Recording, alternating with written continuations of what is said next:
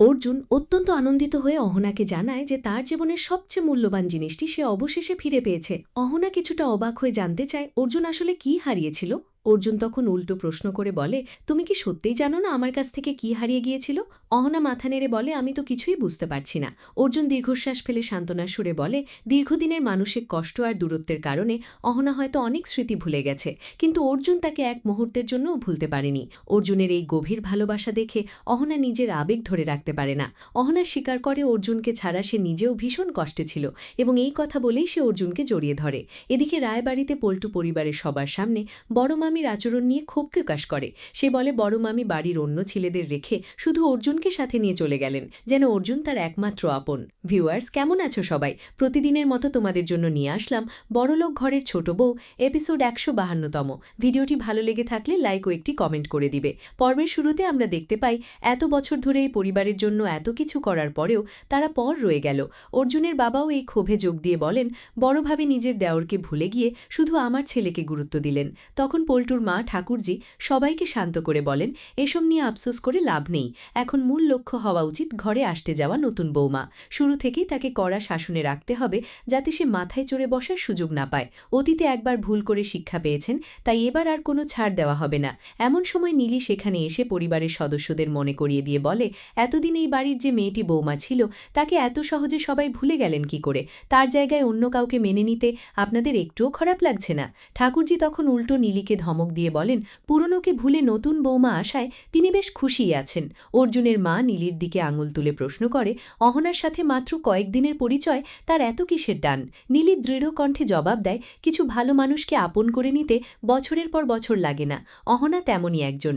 সে আরও বলে, নিজের বাপের বাড়ির লোকেরাই যখন অহনার মতো ভালো একটা মেয়েকে দুদিনে ভুলে গেল, তখন সেটা শ্বশুরবাড়ির লোকেদের কী দোষ দেবে? নীলির এই সোজাসাপটা কথায় ঠাকুরমা ও অর্জুনের বাবা চরম বিরক্ত হন এবং নীলিকে চুপচাপ থাকার জন্য ধমক দেন। এভরিওয়ান, ভিডিওটি ভালো লেগে থাকলে একটি লাইক ও কমেন্ট বক্সে জানাতে ভুলবেন না। পরের ভিডিওতে আমরা আপনার নাম ভিডিওতে তুলে ধরব। রায়বাড়ির বড় বৌমা তিনি বলেন, মানুষ নিজের অধিকার ছাড়তে না চাইলেও পরিস্থিতি অনেক সময় জোর করে তা কেড়ে নেয়। তার এই কথায় বাড়ির সবাই বেশ চমকে যায়। অন্যদিকে বাড়ির বাইরে দুর্গাদেবী অহনাকে সাবধান করে দিয়ে বলেন, ঘোমটাটা অনেক বড় করে টানে, যাতে তার মুখ চট করে কেউ দেখতে না পায়, কারণ অহনাকে এই সাজে দেখলে বাড়ির সবাই একসঙ্গে জ্ঞান হারাতে পারে। দুর্গাদেবীর এই রসিকতায় অহনা ও সত্যমামা হাসতে শুরু করলে দুর্গাদেবী তাদের বকা দেন। অহনা তখন বাধ্য মেয়ের মতো শাশুড়ির কথা মেনে নিয়ে বড় করে ঘোমটা টেনে নেয় এবং সত্যমামাকে অনুরোধ করে তারা খুব শীঘ্রই নতুন ঘর ভাড়া নিয়ে স্থায়ী ব্যবস্থা করে ফেলবে। পারুল ও নীলির সাফল্য আর পল্টুর অহংকার। বড় বৌমা এবার পল্টুকে তার অতীত কথার খেসারত দিতে বাধ্য করেন। তিনি পল্টুকে মনে করিয়ে দেন যে পারুলকে সে অকর্মা বলে ডিভোর্স দিতে চেয়েছিল। আজ সেই পারুল এবং নীলির তৈরি মাটির মূর্তি বাজারে সবচেয়ে বেশি দামে বিক্রি হচ্ছে। তাদের তৈরি করা কাজ অত্যন্ত মজবুত ও দৃষ্টিনন্দন হওয়ায় ব্যবসা দারুণ চলছে এবং তারা খুব শীঘ্রই একটি বড় কারখানা খোলার পরিকল্পনা করছেন। এই অভাবনীয় সফলতার খবর শুনে পল্টুসহ বাড়ির সবার মুখ বন্ধ হয়ে যায়। নতুন বৌমা বরণ ও শাশুড়ির চাল। এরপর ঠাকুরজি পল্টুর মাকে বলেন, নতুন বৌমাকে বরণ করার প্রস্তুতি নিতে।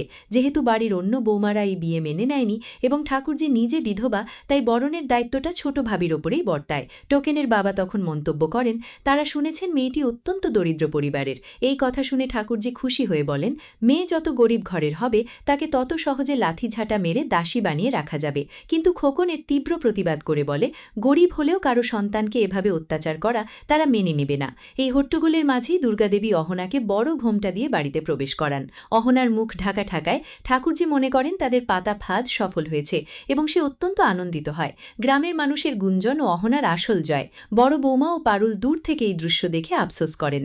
মানুষ কত দ্রুত একজনকে ভুলে অন্যজনকে আপন করে নেয়। ইতিমধ্যে গ্রামের মহিলারা অর্জুনের নতুন বউকে দেখতে ভিড় জমায়। এত বড় ঘোমটা দেখে তারা প্রশ্ন তুললে দুর্গাদেবী ও সত্য বৌমা মিলে বানিয়ে বলেন যে এটা নাকি নতুন বৌমার বাপের বাড়ির কঠোর নিয়ম। কিন্তু গ্রামবাসীরা দুর্গাদেবীর এই চালের উল্টো সুর গায়। তারা স্পষ্ট জানিয়ে দেয়, আগের বৌমা অহনাই এই বাড়ির জন্য সেরা ছিল।